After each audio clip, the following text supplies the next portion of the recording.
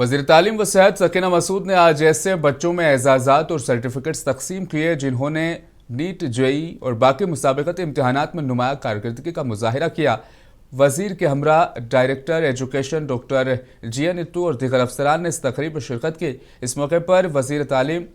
سکینہ مسعود نے کہا کہ اساتذہ کی کاوشوں کی وجہ سے آج جموں کشمیر کے طلباء مسابقتی امتحانات میں کامیاب ہو رہے ہیں۔ یہ فیسیلیٹیشن آج تھا ان بچوں کا جنہوں نے اپنے کیریئر میں جو ہے پوزیشنز حاصل کی ہیں، جن میں نیٹ تھے، باقی جے تھے، اے آئی ٹی تھے، تو ان کو یہاں پہ آج فیسیلیٹیٹ کرنا تھا۔ وہ ایجوکیشن ڈپارٹمنٹ نے ایک پروگرام رکھا تھا تاکہ